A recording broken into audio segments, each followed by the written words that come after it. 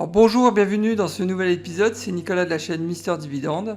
Alors j'espère que vous allez tous bien. Aujourd'hui on va parler donc de Lois qui, figurez-vous, sur les 20 dernières années a proposé une augmentation annuelle du dividende de 23%. Un vrai record.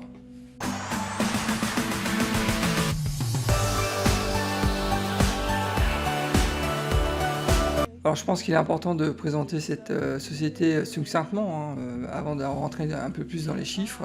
Donc Lois, c'est le deuxième plus grand distributeur dans le secteur de la rénovation et de l'habitat. Le numéro 1, ça reste Home Depot. Donc ils exploitent 2000 magasins aux États-Unis et au Canada. Donc ils proposent donc des produits et services autour de la décoration, l'entretien, la réparation, la rénovation de la maison. Donc les principaux concurrents sont donc Home Depot et Walmart, donc bon, c'est des mastodons, et il faut savoir qu'ils font quand même 50% de leur chiffre d'affaires aux États-Unis et ils emploient quand même 340 000 personnes, donc c'est vraiment un gros groupe. Alors Lois, symbole LOY, donc du secteur du retail, a annoncé donc le 27 mai 2021 un nouveau coupon donc à 0,8 $, donc versus 0,6 $, donc avec le coupon précédent, donc ça fait une augmentation de dividende de 33%. Et ça fait 20 ans que ça dure. Donc sur 20 ans, ils ont quand même proposé une augmentation annuelle en moyenne de 23%. Là, on est à 33%, donc c'est juste hallucinant. Donc le rendement du dividende actuellement est à 1,64 $. Donc à savoir que le prix actuellement se négocie autour de 195 $. Et donc on parle d'une capitalisation boursière de 138 milliards de dollars. Alors quand on jette un coup d'œil sur le titre, on constate donc que le rendement actuel du dividende est quand même inférieur à sa moyenne des 5 dernières années. Plus précisément, il est inférieur de 13%. Donc, donc le rendement actuel est donc de 1,64 versus donc 1,88 donc sur 5 ans. À savoir que le PER, on peut considérer qu'il est presque identique. On a un PER de 18,1. Donc la moyenne du PER sur les 5 dernières années était à 17,7, donc bon, c'est presque identique. Si on compare son PER par rapport au PER du secteur, c'est aussi en ligne.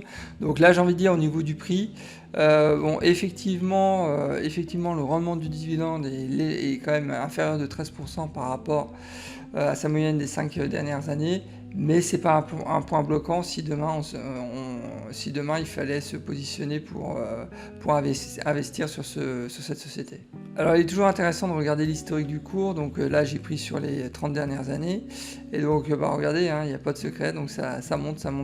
Bon, là c'était légèrement stable, on va dire, et puis bon, à partir de 2013-2014, ça n'a cessé de monter, donc avec évidemment en 2020, donc en mars-avril 2020, le trou, donc le krach boursier donc du Covid, mais après c'est vite reparti à la hausse, mais bon, j'ai envie de dire, ça suit un peu le trend du marché US, donc il n'y a pas de surprise, mais bon, ceux qui ont investi dans les années 2000, ils ont eu une nez fin, parce que là il y a vraiment une belle hausse constante chaque année. Alors si on jette un coup d'œil sur le dividende, donc ça fait 58 ans qu'ils versent un dividende sans aucune interruption, ça fait 58 ans qu'ils augmentent leur dividende donc consécutivement, donc c'est propre, il n'y a rien à dire. Regardez, moi j'adore ce genre de courbe, dès lors que je vois des sociétés qui proposent un dividende en dents de scie comme ça m'hérisse le poil. Là c'est propre, donc et puis ça fait 58 ans que ça dure, donc évidemment ils font partie des Kings, donc vraiment je suis vraiment impressionné par cette courbe, et surtout par cette performance. Ça fait donc sur les 20 dernières années, ils ont augmenté leur dividende de 23% par an, sur les 5 dernières années de 17%, et cette année donc de 33%. On est dans des... c'est colossal, je veux dire, là c'est extrêmement rare de voir ce type de performance. Alors au niveau du coupon, donc c'est un coupon trimestriel en mois 2, donc février, mai, août et novembre. Donc le coupon annuel est à 3,20 $ par action. Donc il faut savoir que si vous souhaitez bénéficier de la prochaine distribution d'actions, il faudra donc être actionnaire avant le 20 juillet, donc pour une distribution du dividende prévue le 4 août. Alors si on fait une projection du revenu passif avec un investissement de départ de 1 000 $, donc on sait que cet investissement de 1 000 $ va générer la première année donc 16 $ de revenus passifs. Dans 10 ans, donc en 2031, ce revenu va se transformer donc en 49 $ et en 2041, donc on sera donc sur un revenu passif de 154 $, je vais y arriver, pour un investissement de départ de 1 000 $. Attention, là j'ai pris volontairement une augmentation annuelle de 12%. Je considère que garder donc une augmentation de 23% par an comme les 20 dernières années était à mon sens un peu risqué. Donc c'est la raison pour laquelle j'ai pris que 12%. Mais bon, déjà 12%, on part quand même au départ avec un dividende donc annuel de 16 $ pour dans 20 ans, donc en 2041, un dividende à 154 $. Donc la progression elle est vraiment importante, sachant que là je suis quand même dans une approche très conservatrice. Donc il se peut que, on ne parle pas de 12%, mais encore de 20%. Donc voilà, mais bon, je préfère avoir une approche très safe à ce niveau-là, donc voilà, mais ça reste quand même, l'augmentation est vraiment importante, hein, donc il n'y a rien à dire sur ça, c'est vraiment très propre. Alors au niveau du business, le chiffre d'affaires, on peut dire qu'il a doublé sur les 10 dernières années, donc en 2012 on était à 50 milliards de $, la prévision 2022 donc, est à 94 milliards de $. Regardez, c'est propre, hein, chaque année ça augmente. Il y a eu une petite stagnation entre 2019 et 2020, et puis avec la période, avec le Covid, le chiffre d'affaires il a explosé. On est passé de 72 milliards de $, à 89 milliards. C'est colossal. Au niveau de la dette sur résultat, la dette elle est plutôt maîtrisée, donc on est à 1,55. Donc là, il y a clairement la capacité de financer un nouveau projet de croissance externe, pourquoi pas. Donc pour l'instant, j'ai rien lu de tel. Mais là, il y a la capacité de faire quelque chose, ça c'est clair. Alors j'ai noté quelques points forts concernant Lois. Il faut savoir que le gros point fort, hein, c'est le business qui est très profitable, hein. Ils ont une marge opérationnelle de 12%, c'est dans le business du retail, 12% de marge opérationnelle, c'est vraiment énorme.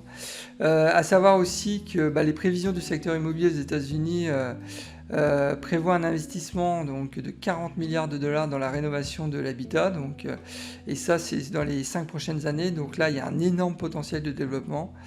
Donc je pense que c'est aussi la raison pour laquelle les investisseurs ont massivement acheté Lois pendant les 5-6 derniers mois. Donc je pense que ça a déjà été, cette nouvelle a déjà été pricée à mon sens. Et enfin, donc, ils ont aussi dans leur politique interne, il y a eu de nombreuses initiatives pour améliorer en fait, la supply chain et surtout les rotations de stock. Donc, qui dit une meilleure rotation de stock, il y a forcément un effet positif sur le fond de roulement, ça c'est clair.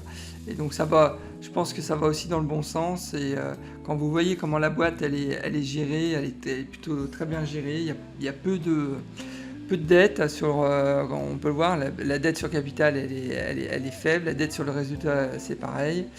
Et puis là on voit des initiatives sur les rotations de stock qui font que ça va aussi améliorer le fonds de roulement, et d'une manière générale la situation financière de la société va encore s'améliorer, donc c'est vraiment très positif. Alors les points de vigilance, comme je l'avais dit pour Home Depot, hein, c'est un secteur qui est très concurrentiel.